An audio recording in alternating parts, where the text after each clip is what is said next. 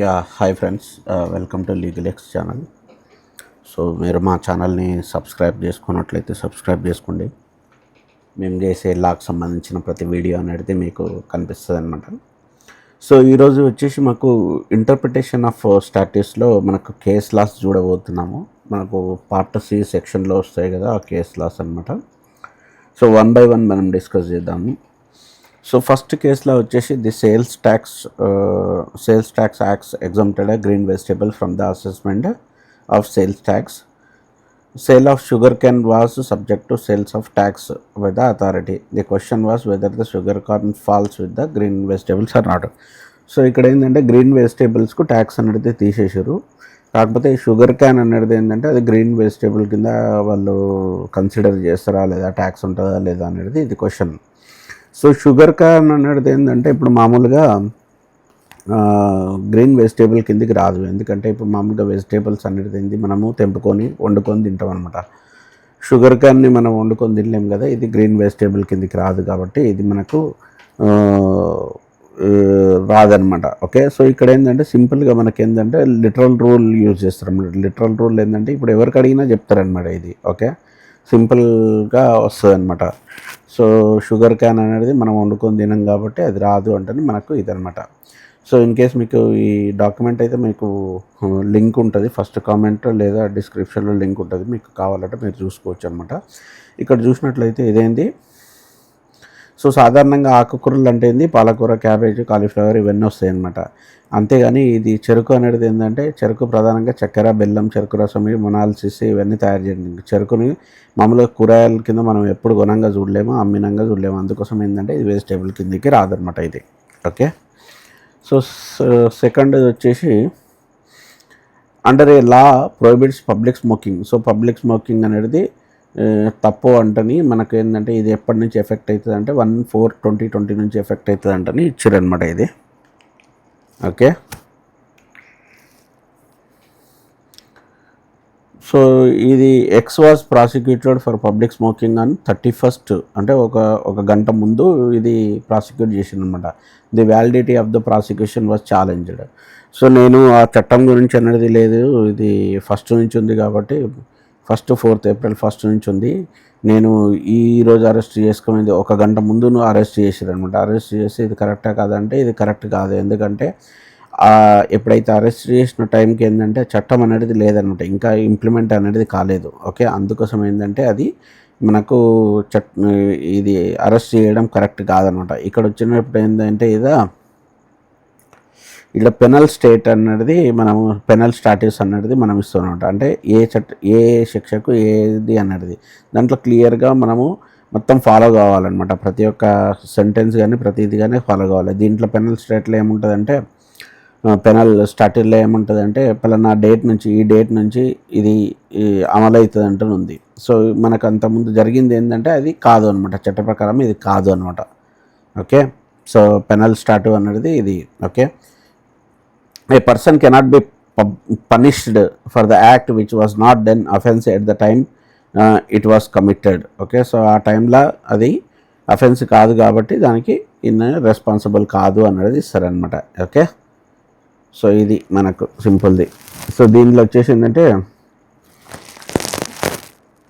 ఇంకా okay, soliciting in a street for a purpose of prostitution is an offense punishable, okay, under the Street Offensiation Act.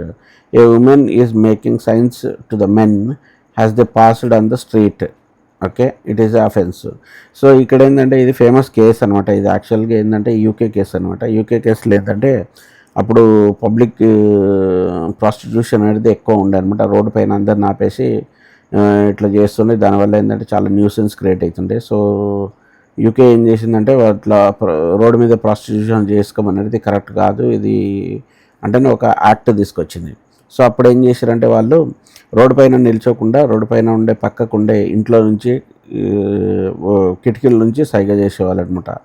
So court ఏం చెప్పిందంటే ఇది కూడా మనకు తప్పు అంటని ఇచ్చిందనమాట. ఎందుకంటే మన ఇంటెన్షన్ ఏంది, సో రోడ్డు మీద పోయే వాళ్ళని డిస్టర్బెన్స్ చేయొద్దు అనేది. సో మనము రోడ్డు మీద ఉండి చేసినా పక్క నుండి చేసినా డిస్టర్బెన్సే కాబట్టి అది కూడా తప్పు అనమాట. సో ఇదేంటంటే ఇప్పుడు మనకు వీళ్ళు ఇంట్లో ఉండేసి వేరే దగ్గర ఉండి చేసినా కూడా అది కరెక్ట్ కాదనమాట ఇది. ఓకే, సో ఇదే అనమాట. ఇది మనకేంటంటే స్మిత్ వర్సెస్ హగ్స్ అంటే ఇది 1960లో అనమాట. The street offender act made prostitute in street అంటుంది. తర్వాత ఏంటంటే వీళ్ళు standing on the balcony, sitting on the near Windows ఇవన్నీ చేశారు అనమాట. ఇది తప్పు అంటే మనకు తీర్పిచ్చింది. ఓకే, సో ఇక్కడ ఏం రూల్ వస్తుంది మనకు, మిస్చెఫ్ రూల్ అనేది మనకు అప్లై అవుతుంది అనమాట. Okay, Heydon rule or mischief rule. ఎందుకంటే ఇదేంటంటే మనము క్లియర్గా అర్థం చేసుకోవాలి. ఇంటెన్షన్ అనేది అర్థం చేసుకోవాలన్నమాట. లెజిస్లేషన్ ఇంటెన్షన్ అనేది అర్థం చేసుకోవాలి. అర్థం చేసుకొని మనకు ఇది తప్పు అంటని ఇస్తారనమాట.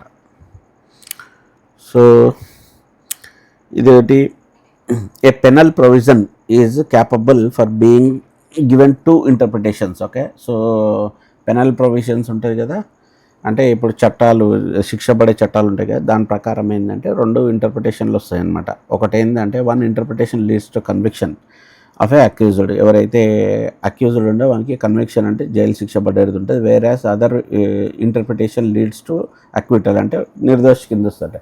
Which interpretation has the preferred by అట. సో ఆబ్వియస్గా ఎవరైతే కన్విక్షన్ ఉండరో, మనకు రెండు ఇంటర్ప్రిటేషన్లు ఉన్నప్పుడు పెనల్ ప్రొవిజన్ కింద కంపల్సరీగా అతనికి అక్విటల్ కిందికి వస్తుంది అనమాట. ఎందుకంటే మనము ఇది చట్టంలో ఉందన్నమాట. ఒకటి శిక్ష పడేది, ఒకటి శిక్ష పడేది లేనిది ఇంటర్ప్రిటేషన్ వచ్చినప్పుడు శిక్ష పడకుండానే ఇస్తారనమాట ఇది. ఓకే, సో ఇక్కడ ఏంటంటే వాళ్ళు అక్యూజ్డ్ అనేది రిలీజ్ అయిపోతాడు అనమాట ఇది. ఓకే, కన్విక్షన్ అనేది కాదు. So reason, okay, protection of personal evidence. No person should be punished unless the law clearly makes the act was offence. Okay, no punishment is implicated. Court cannot create offences in benefit of doubt ఉన్నాయిట క్లియర్గా మనకు శిక్ష పడదనమాట. ఇంకోటి ఏంటంటే strict construction. So ఇక్కడ మనకు క్లియర్గా రాసి ఉండాలన్నమాట, పలానా దానికి పలానా ఉంటాయి తప్ప కాదు అంటే ఇవ్వాలన్నమాట. సో ఇది వచ్చేసి మనకు ఇది మన పెనల్ కన్స్ట్రక్షన్ దాని ప్రకారం, పెనల్ ఇంటర్ప్రిటేషన్ ప్రకారం ఏంటంటే ఇది శిక్ష పడదనమాట. ఆబ్వియస్గా మనకు ఎవరైతే అక్యూజ్డ్ ఉండో ఆయన పక్షాన వెళ్ళిపోతుంది అనమాట, వీళ్ళకి పడదు శిక్ష. Okay, R was charged for committing a theft. Okay, while the prosecution was on, the government pass the probation of offenders act are applied for the benefit of the said act. The government objected on the ground of ex post facto law decided. So ఇక్కడ ఏంటంటే are ఒక దొంగతనం చేసిండు. Okay, so దొంగతనం చేసేసి వాడు ఏంటంటే ఆ ప్రాసిక్యూషన్ అనేది నడుస్తూ ఉండనమాట. ఇంతలో ఏంటంటే గవర్నమెంట్ ఒక ప్రొబేషన్ అఫెండర్ యాక్ట్ అనేది తీసుకొచ్చింది. దాంట్లో ఏంటంటే సర్టన్ శిక్ష ఉన్న వాళ్ళకు ఇప్పుడు ఎవరైతే యంగ్ పీపుల్ ఉంటారో వాళ్ళకు ఫస్ట్ టైం చేసినట్లయితే వాళ్ళని విడిచిపెట్టాలన్నట్లు ఒకటి శిక్ష తీసుకొచ్చింది అనమాట. సో దానికి తను అప్లై చేసుకుంటూ, సో గవర్నమెంట్ ఏంటంటే రిజెక్ట్ చేసింది. ఎందుకంటే ఆల్రెడీ కమిటెడ్ థెఫ్ట్, ప్రీవియస్ చట్ట ప్రకారము థెఫ్ట్ చేసిండు ఇతను కాడు అంటని ఇది అనమాట. కాకపోతే ఏంటంటే మనకేంటంటే ఇది ఈవెన్ ప్రాసిక్యూషన్ నడుస్తూ ఉన్న కొత్త చట్టం వచ్చింది కాబట్టి దానికి అప్లై చేసుకునే అధికారం అయితే ఇతనికి ఉంటుంది అనమాట. ఓకే, సో ఇక్కడ వచ్చేసి ఏంటంటే are can apply. Okay, so the probation affection act, the beneficial and reformation statute. So ఇక్కడ చూసినట్లయితే చూడు, ఆర్కు ప్రొబేషన్ అఫెండర్ యాక్ట్ ప్రయోజనం లభిస్తుంది, ప్రభుత్వ అభ్యర్థం సమంజసం కాదు అనమాట. ఓకే, సాధారణంగా ఏంటంటే శిక్ష చట్టాలు పూర్తి వ్యాప్తి కలిగి ఉండవు. ఓకే, సో పెనల్ లాస్ ఉంటాయి కదా, పూర్వవ్యాప్తి రెట్రోస్పెక్టివ్ కలిగి ఉన్నాయి. అయితే నిందితునికి ప్రయోజనం కలిగే బెనిఫిషియల్ యాక్ట్ ఏమైనా ఉంటే మాత్రం అది వర్తిస్తుంది అనమాట. అంతేగాని ప్రీవియస్ లాలో అతనికి శిక్ష పడేది ఉంటే కాదు. కాకపోతే ఇతను బెనిఫిట్ వచ్చే అయితే మాత్రం అవుతుంది అనమాట. అందుకోసం ఏంటంటే ఇక్కడ ఈ ఆర్క్ అనేది ఏంటంటే మనకు ఏదైతే న్యూ యాక్ట్ అయితే ఏదైతుందో దాని ప్రకారం ఏంటంటే ఇది అప్లై చేసుకోగలుగుతాడు అనేది ఇది తీర్పేది. ఇంకోటి, the motor vehicle department makes using mobiles while driving the offence. Okay, so mister K while driving his car he took his mobile and check the time. The traffic police who saw he is charged K for offence, now K wanted to challenge. So ఇక్కడ ఏంటంటే motor చట్ట ప్రకారం ఏంటంటే ఎవరైతే బండి నడిపిస్తున్నప్పుడు mobile వాడతారో వాళ్ళకు offence అంటని చెప్పారు. కాకపోతే ఏంటంటే కార్ నడుపుతున్నప్పుడు ఓన్లీ మొబైల్లో టైం చూసిండు అనమాట. సో దానికి వాళ్ళు మొబైల్ చూసి నడుపుతున్నట్లు శిక్ష వేసారు. కాకపోతే ఇది కాదనమాట. మనకేంటంటే ఇప్పుడు పెనల్ యాక్ట్ ఉంది కదా, పెనల్ స్టాటస్ యాక్ట్, దీని ప్రకారం ఏంటంటే మనకు క్లియర్గా ఉండాలన్నమాట. సో దాంట్లో క్లియర్గా మెన్షన్ చేసి ఉండాలి మొబైల్తో డ్రైవింగా లేకుంటే మొబైల్ చూస్తుంటేనే అవన్నీ క్లియర్గా ఉండాలన్నమాట. సో ఇక్కడ బెనిఫిట్ ఆఫ్ డౌట్ కింద ఏంటంటే వాళ్ళని ఇది క్లియర్ లేదు అంటే ఏంటంటే వాళ్ళకు నిర్దోషి కింద ఇస్తారనమాట. దీనికైతే శిక్ష అయితే పడదు. ఓకే,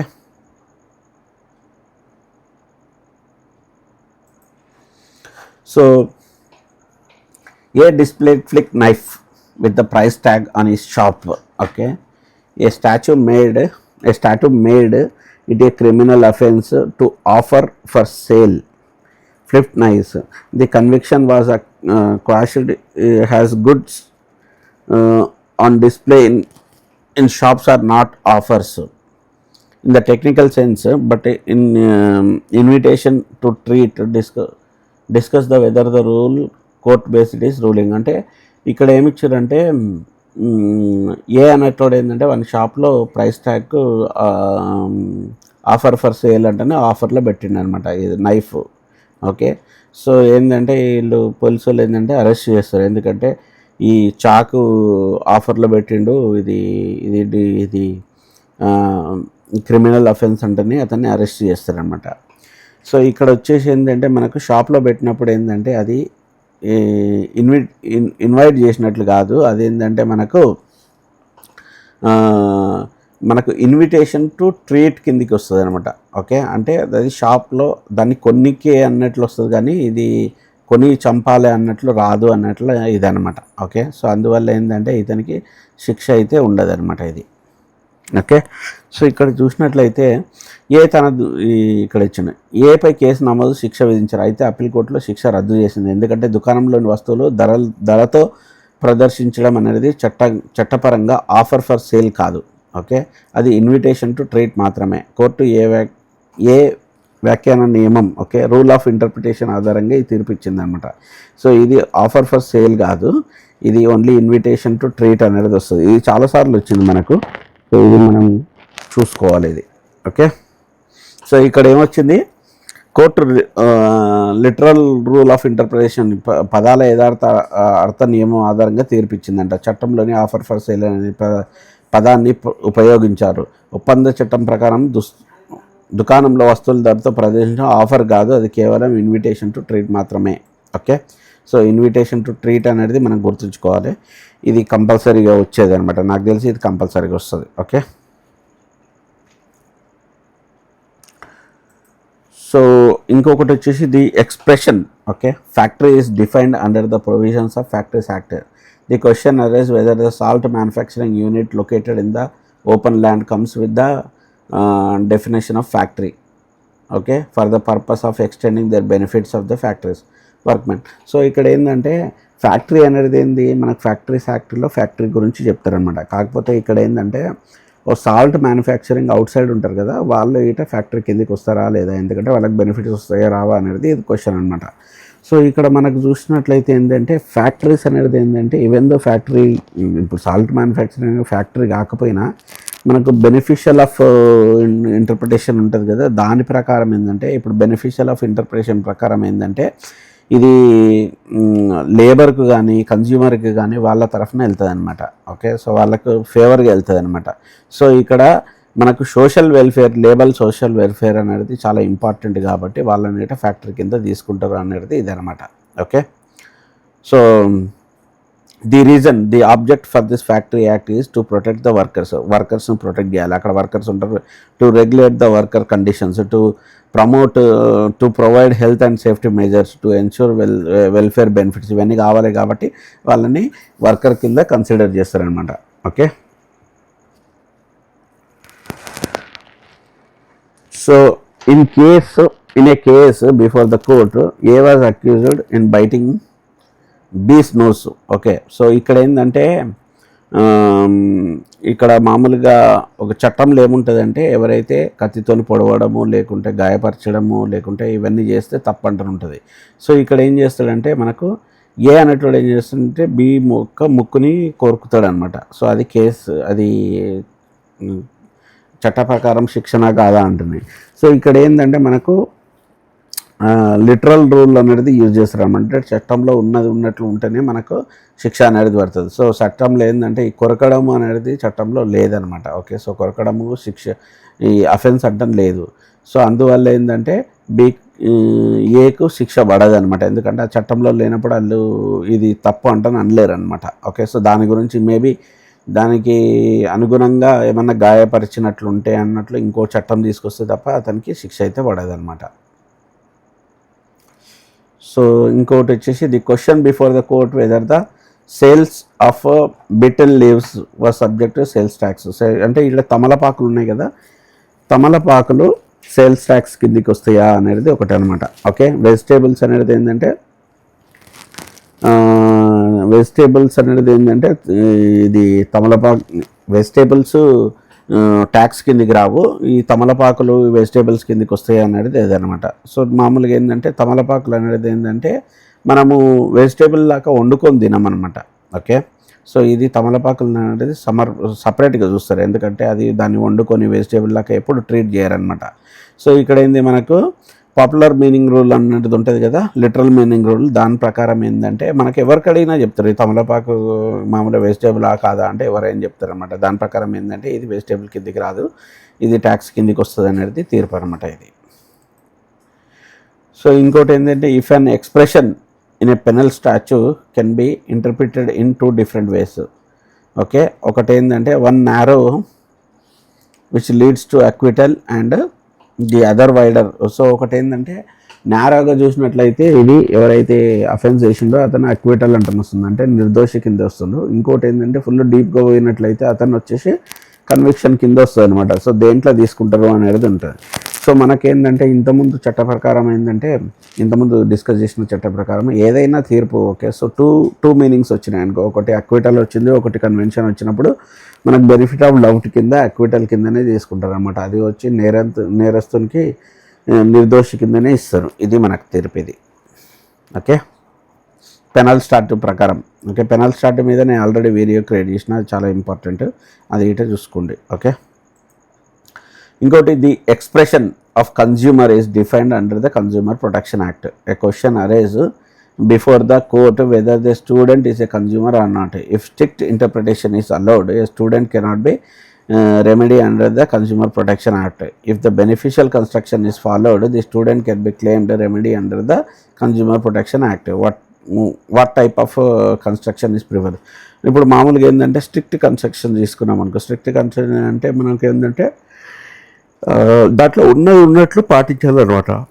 ఇక్కడ వచ్చినట్లయితే ఏంటంటే స్టూడెంట్ అనేటువంటి ఏంటంటే కన్జ్యూమర్ కాడు. మనం బెనిఫిషియల్ కింద చూసినాం అనుకో, బెనిఫిషియల్గా ఉన్నప్పుడు ఎప్పుడైనా సరే అది కస్టమర్కు అనుకూలంగా వస్తుంది అనమాట. ఓకే, కన్జ్యూమర్కి అనుకూలంగా వస్తుంది అనమాట బెనిఫిషియల్ కింద. సో ఇక్కడ వచ్చేసి ఏంటంటే స్టూడెంట్ బెనిఫిషియల్ కిందనే తీసుకుంటారు, బెనిఫిషియల్ కన్స్ట్రక్షన్ కిందకే తీసుకుంటారు అనమాట. ఓకే, స్ట్రిక్ట్ ఇంటర్ప్రిటేషన్ అంటే చేయరు, ఓన్లీ బెనిఫిషియబుల్ కన్స్ట్రక్షన్ కిందకే తీసుకొని అతను దీని ఏదైతే బెనిఫిట్స్ ఉంటాయో వాళ్ళకు వస్తాయి అన్నమాట. ఇది ఇక్కడ వచ్చేసి a criminal statute was repealed. Okay, a repealing act came into operation from the effect of 1st January 2015. Okay, Mr. A violated the provisions of that act and was charged committing an offence punishable under this act said 2017. Okay, the parliament replied the act with the effect of this. What is the pending trial? Okay, let me discuss. ఒక శిక్షా చట్టం ఒకే అమల్లోకి వచ్చిందంట 2015 నుండి. ఆ చట్టం నిబంధనల నుంచి డిసెంబర్లో నేరం చేశాడంట. ఓకే, అతనిపై కేసు నమోదు చేసి విచారణ తర్వాత పార్లమెంట్లో చట్టాన్ని రద్దు చేశారంట. అది రద్దు కావడం వల్ల పెండింగ్లో. ఓకే, సో ఇక్కడ ఏంటంటే ఏ అనేటోడు ఏంటంటే 1/1/2015 అమల్లోకి నుంచి ఒక చట్టం ఉందన్నమాట. దాని ప్రకారం ఏంటంటే వాడు డిసెంబర్ 21లో ఒక నేరం చేసిండనమాట. నేరం చేస్తే మళ్ళీ దాన్ని ఏంటంటే 1/1/2019లో అది రద్దు చేసింది, ఇది నేరం కాదు అంటే చేసింది. సో దీనివల్ల అతను పెండింగ్లో ఉన్న విచారణ అంటే ఎట్లాంటి ప్రభావం చూపుతుందంటే కంపల్సరీగా కేసు అనేది నడుస్తుంది. ఎందుకంటే అది కేసు తప్పు, అది శిక్ష అన్నప్పుడు అది ఈయన ఈ నేరం చేసింది కాబట్టి ఆ కేసు అనేది నడుస్తూనే ఉంటుంది అనమాట. ఓకే, మిస్టర్ ఎక్స్ నేరం చేసిన సమయంలో ఆ చట్టం అమల్లో ఉంది. తర్వాత చట్టం రద్దు అయినంత మాత్రాన అప్పటికే జరిగిన నేరం సంబంధించిన హక్కుల బాధ్యతలు స్వయంగా రద్దు కావు. ఓకే, సో ఇక్కడ ఏంటంటే ఆల్రెడీ ఈ 1/1/2015 నుంచి ఈ చట్టం అమల్లోకి ఉంది కాబట్టి ఇది అప్పుడు దాని మధ్యలో రద్దు కాకముందే ఇది ఈయన దాన్ని ఉల్లంఘించింది కాబట్టి అది కంపల్సరీ కేసు నడుస్తుంది. ఒకటి ఏంటంటే 1/1/2019లో రద్దు చేసే దాంట్లో పాత నేరస్తులు ఇట ఇవి మినహాయింపు అన్నట్లు ఇస్తే మాత్రము అది రద్దు అవుతుంది, లేకుంటే మాత్రం రద్దు కాదనమాట. ఇది మనకు ఓకే. సో ఇది మనకు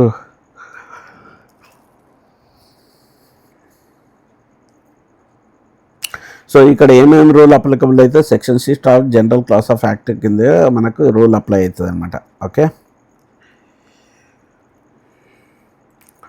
ఇంకోటి sales of green ginger were subject to sales tax. Okay, and it was contended that they were not taxable because vegetables. So ఇదేంటంటే జింజర్కి అనేది ట్యాక్స్ ఉందనమాట, ఇది వెజిటేబుల్ కిందికి వస్తుందా రాదా, వెజిటేబుల్స్ కింద ఉంటే ట్యాక్స్ లేదనమాట. జింజర్ అనేది ఏంటంటే మామూలుగా ఎప్పటి నుంచో కూరగాయలతో అమ్ముతూ ఉంటారు జింజర్ అనేది. ఓకే, సో జింజర్ని కూడా వాళ్ళు కూరగాయల కిందకే తీసుకుంటారు, ఎందుకంటే జింజర్ని కూడా కూరగాయలతో కలిపి వండుతారు, అన్నీ చేస్తారు కాబట్టి ఇది కూరగాయల కిందనే ట్రీట్ చేస్తారు, దీనికి ట్యాక్స్ ఉండదు. ఇంకోటి a control act was replaced and reenacted without modification. Okay, what is the effect of orders rules. Okay, so ఒక యాక్ట్ అనేది ఏంటంటే అది డిజాల్వ్ చేసారు అనమాట, మళ్ళీ కొత్త చట్టం వచ్చింది విత్ సేమ్ దాంతో కొత్త చట్టం అనేది తీసుకొచ్చారు అనమాట. సో అప్పుడు ఇది ఎట్లా ఉంటుంది, సో ఏదైనా యాక్ట్ ఓకే మామూలుగా రీపిల్ అంటే క్యాన్సిల్ చేయడం అనమాట. ఏదైనా చట్టంని రీపిల్ చేసినప్పుడు ఏంటంటే మళ్ళీ కొత్త చట్టం వచ్చినప్పుడు రెండుకి డిఫరెన్షియేషన్ ఉందనుకో కొత్త చట్టం అనేది వర్క్ అవుతుంది అనమాట. కాంట్రాడిక్టరీ ఉంటే కొత్త చట్టం వర్క్ అవుతుంది. ఇన్ కేస్ కాంట్రాడిక్ట్ లేకుండా సేమ్ ఉంటే ఆ చట్టం అనేది కంటిన్యూస్గా ఉంటుంది అనమాట. ఓకే, సో అంటే దాని అర్థం ఏంటంటే చట్టం అనేది ఏంటంటే రద్దు చేసినప్పుడు ఇది మొత్తం రద్దు ఇంతకుముందు ఉన్న అన్నీ వెళ్ళిపోతాయి అన్నప్పుడు వెళ్ళిపోతుంది అనమాట. ఇన్ కేస్ కొత్త చట్టం చేసినప్పుడు సేమ్ దాంతో చేసారనుకో మళ్ళీ ఇంతకుముందు ఏటో వర్తిస్తుంది అన్నట్లు ఇది. సో ఇది ఫ్రెండ్స్ కేస్ లాస్ మొత్తం మనకు. నాకు తెలిసి ఇది చాలా సింపులే ఉంది, మనకు అన్నీ రిపీటెడ్ ఉన్నాయి, చాలా ఉండే దీంట్లో అన్నీ రిపీటెడ్ ఉన్నాయి అనమాట. సో ఆ ప్రాసిక్యూషన్ అనేది అదొకటి చాలా వచ్చింది, ఇంకోటి ఇది వెజిటేబులా కాదనేది ఒకటి వచ్చింది, ఒక అక్యూజ్డ్ పర్సన్కు రెండు ప్రాబబిలిటీస్ ఉన్నాయనుకో ఇంటర్ప్రిటేషన్, నాకు ఒకటి శిక్ష పడేది ఒకటి శిక్ష పడనిది ఉంటే మనకు శిక్ష పడంది అతనికి అప్లై అవుతుంది అనమాట. ఇవి చాలా important. So I hope this is going to help in your exam. Okay, so thank you friends. Please subscribe my channel so that you will be receiving more videos of future of my videos. Thank you friends. Bye.